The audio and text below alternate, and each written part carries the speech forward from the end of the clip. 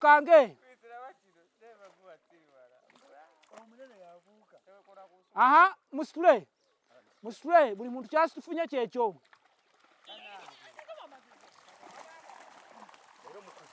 Wa. Dira. Bakunganya eyo. Akabekese. Mubenga yesu. Baba totao.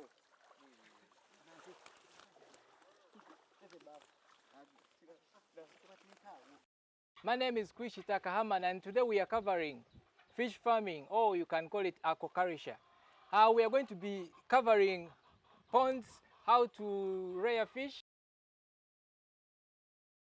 how to feed the fish, how to take care of them, the challenges, and the market basically. We are in Bombo Ndeje Luel. We are going to be talking to Mr. Grace, a fish farmer here in Bombo, and he'll be taking us through the different steps, how to rear and how to take care of the different fish.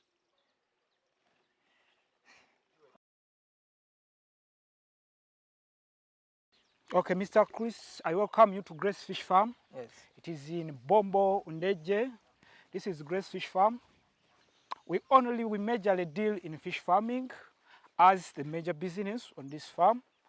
Grace Fish Farm was founded in 2009. At first we are renting somewhere in Katikam, but right now we are on fully our own land. This is Grace Fish Farm. Today, our viewers, we are going to talk about fish farming as a business. Yes, I'm privileged to meet you, sir. Okay, Mr. Grace. Okay, Mr. So, but before we go forward, how do we start?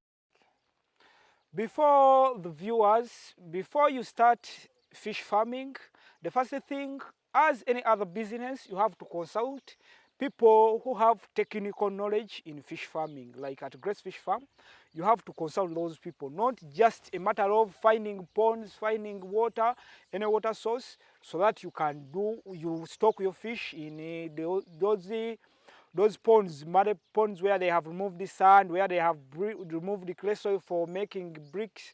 No, it is a process. The first thing, we have to do water testing before. Let us assume farmer X or farmer Junju has his land. So the first step before you do anything, you have to plan as any other business. You have to be with a vision.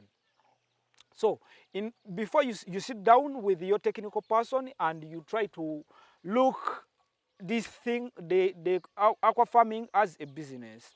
Now, before you do excavation, you have to first put into knowledge, or you have to first think and ask yourself, I'm going to start with how many pieces of fish? Like in any other business, feeds is a bit expensive, feeds also disturb. Like let us give an example, people in poultry.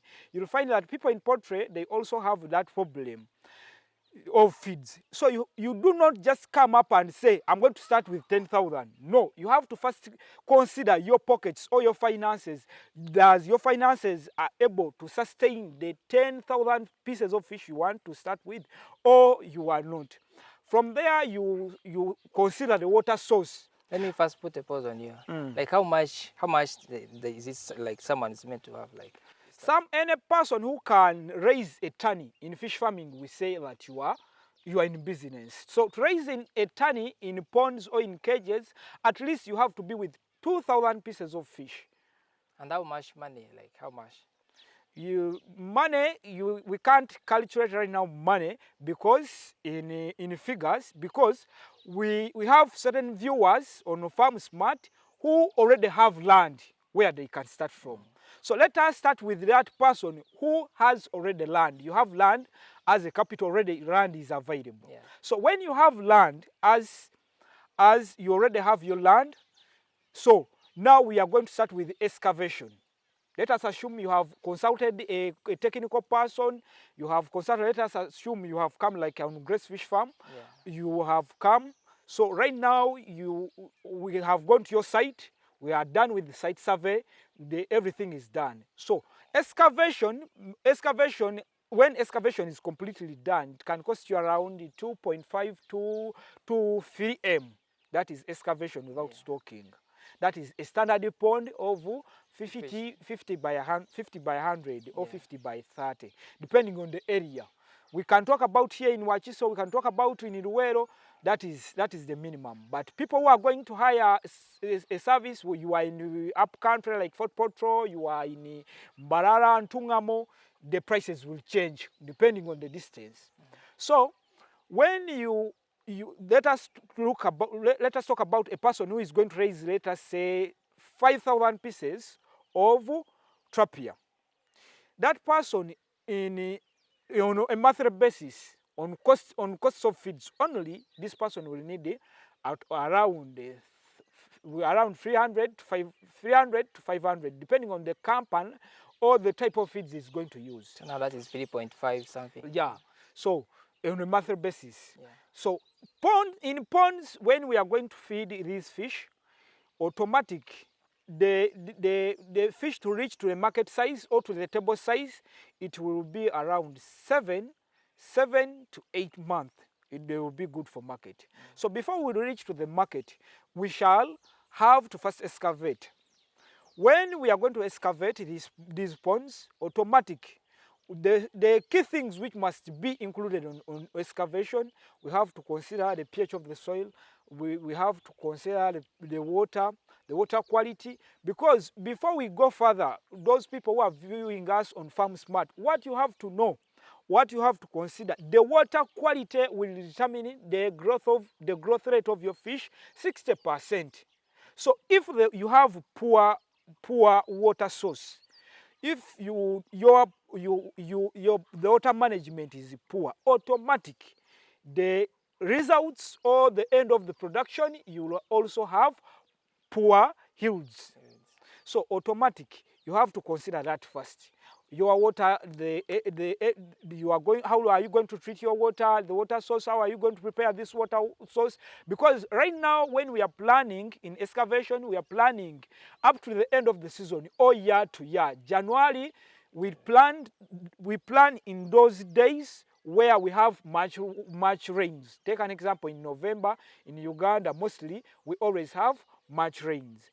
But when we come back in January, February, March, most of the areas here in Central, you'll find that we have scarce rain. We have scarce rain. That means we are in a drought. So when you are planning fish farming, you have to plan for the two seasons. You have to plan for the dry season and the rainy season. Why?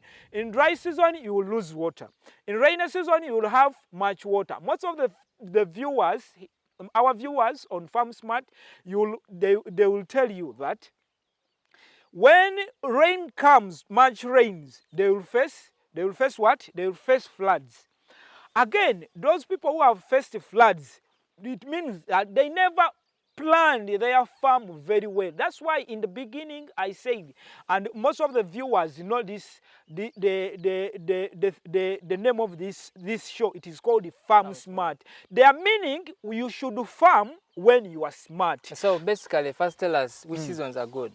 All the seasons are good, but have you planned it very well? Take an example. People in Iwais, when it rains for them, they will cry. Here in the village, for us, we shall celebrate. Yeah. So have you planned this season very well? So that's why I'm encouraging my farmers. You have to plan for these two seasons earlier before they come. Make sure that you plan for them.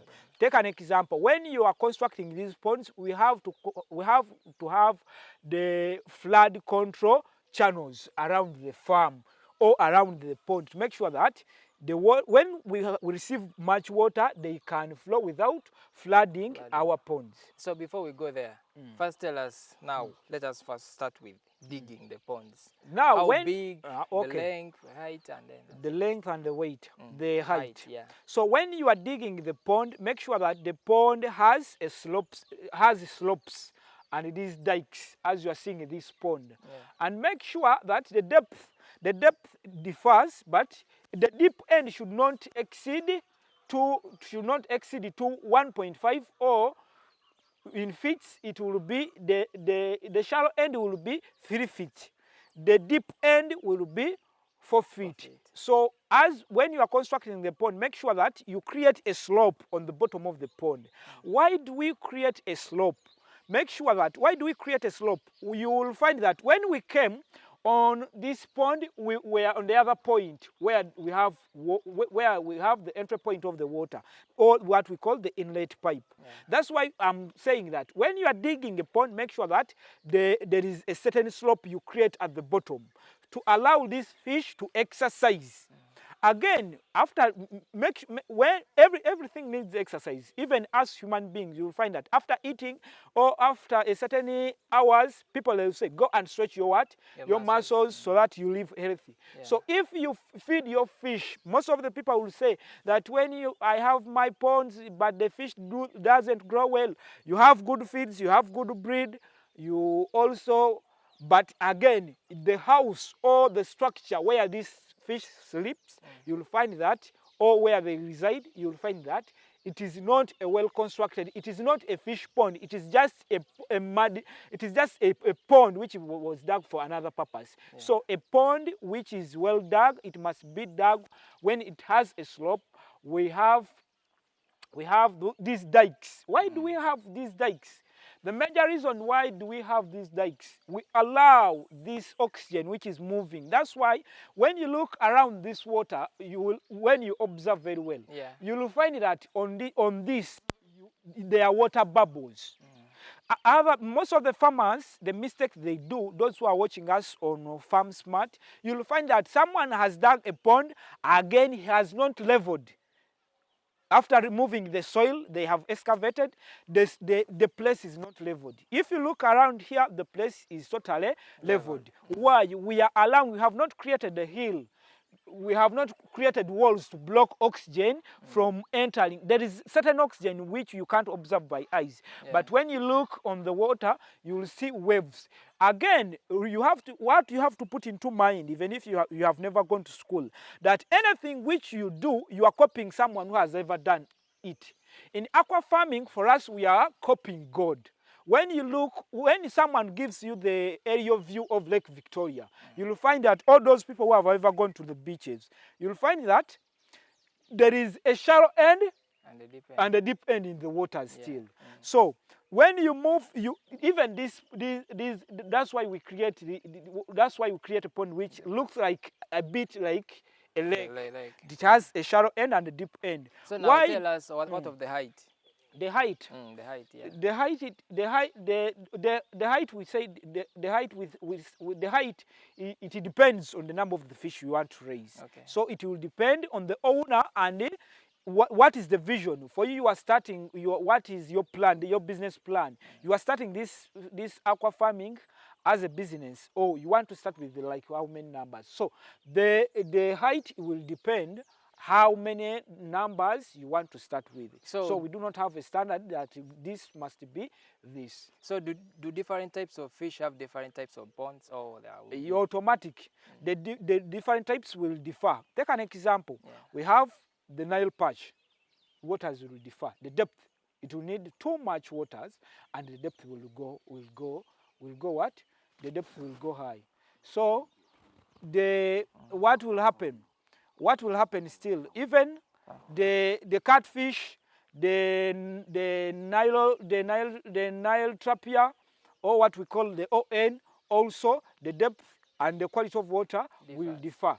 You look around when we walk through, you will see that the water where we have catfish as a major species we are rearing, you'll find that it's a bit dirty. And again, where we have tilapia as the major species which we are rearing, you'll find that it's a bit clean and it's a bit green. Yes. So let us talk about that person. We are done with construction. We have leveled our ground. What is a must on the pond? We have to put water pipes. Yeah. These water pipes will differ. When you look so keen, you will find that the inlet pipe, most of the farmers do this mistake. The inlet pipe will be small than the outlet pipe. Why? Because these two pipes differ and they have different uses on this pond. Take an example. The inlet pipe, it just allows in water within the what? Within the pond. It adds new fresh water to allow oxygen. to allow more oxygen within the pond. Yeah. Again, the outlet pipe, it reduces water within the what? Within the pond, or it controls floods.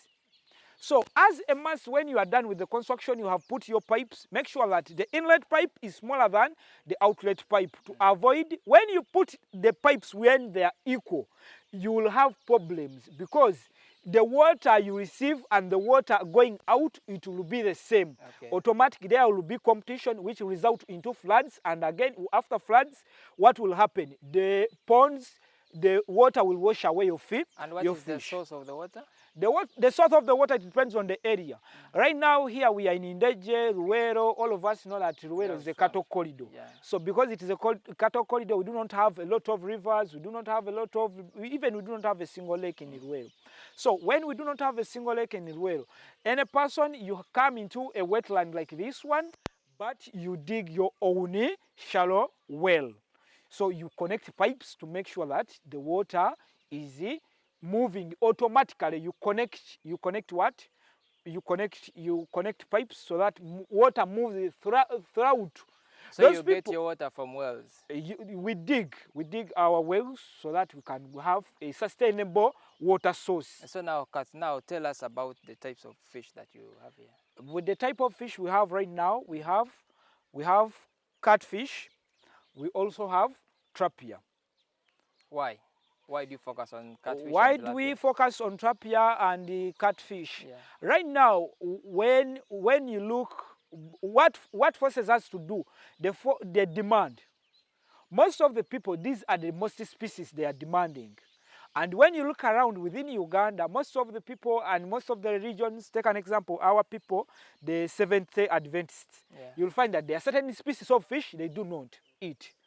So when we are doing production, that's why we said when we are beginning that when you are doing this, make sure that you have a business plan. So when you have a business plan, you also look, in the business plan, we also include the market. What you are going to produce, which weight, people are demanding which weight. Take an example. Most of the buyers we have, they are willing to pay a certain size of fish, and they are able, because you can will, but when you do not have the what? The capabilities to pay for that. Someone can, take an example, Mr. Chris, you may say, my dream car is a Land Rover. But right now, you are not able, at this juncture, you can't.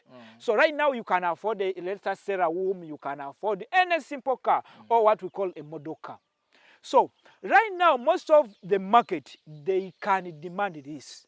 And they can pay, because remember, these are costs. So you want to tell me that the biggest market for fish in Uganda is tilapia and then catfish? Catfish, even in Uganda, there are very few people demanding. Okay. Catfish, majorly, we are selling it to Congolese. And most of the farmed fish, when you look around, when you move around Uganda, most of the farmed fish goes to Congo and Kenya. And when you look to the market in Congo, they mostly demand a bit small fish, 300 grams, 500 grams. That is going into the market someday. Okay, no. Okay. We are done with the piping. Now we have to go to liming the pond. Why do we lime the pond? It is a major thing. Most of the farmers here in Uganda, they skip this thing. And at the end of the day, it will not give you good results. Yeah. As a must, we have to lime our pond. When you lime your pond, the major reason why we lime the pond, remember, most of the farmed fish is done within swamps, and within the swamps we have many wild species. Yeah. So you have to lime your pond so that you kill those wild species within the what? Within the farm. Yeah. So you have to kill all the species to make sure that you are going to feed only the species, the good species, or what the good breed you have brought, or which you have bought from Grace Fish Farm. So automatic, after liming, we have to do the fertilizing of the what? The fertilizing of the pond. Why do we fertilize? Remember, I have said, liming, you kill unwanted fish or wild fish, you kill snails and all things of sort of. Yeah. So why do we need to fertilize? When we fertilize this pond, automatic, we are creating aqua grass or aqua planktons within the pond. Remember, the best key feeds for the fish is those aqua grass or the planktons within the water. So when you do not fertilize your pond, it means you have not created the planktons within the water. It means you have skipped. This fish will not get the basic. Take an example. In a human, remember when we are in school, they say that the basic food for babies is breast what? Milk.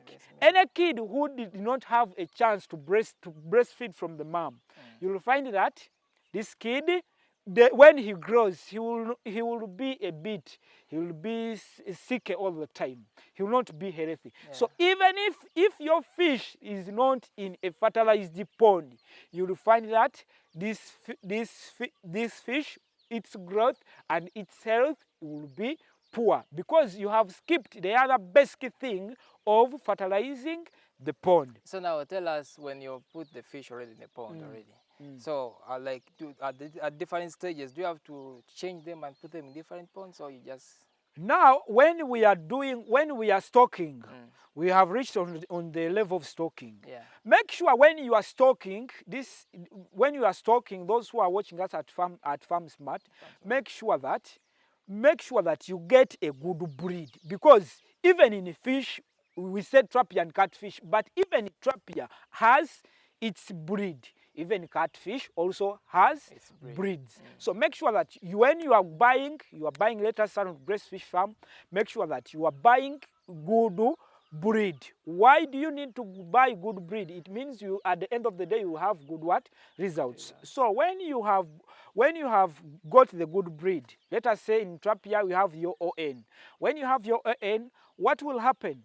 You have your ON, it means that you have brought your fish, let us say 5,000. In the morning, the first day they will not eat. Let us look at the second day. You have stocked, you have already stocked within the what? Within the pond. You have brought them, now you have already stocked. Make sure that when you do not have people who are sleeping on the farm, because at our head we shall look at the management. So make sure that these ponds are covered with nets. Here we have these goose. The goose help us to chase away what? Birds. Because one of the major problem in this business, we shall talk about the problem. The major problem.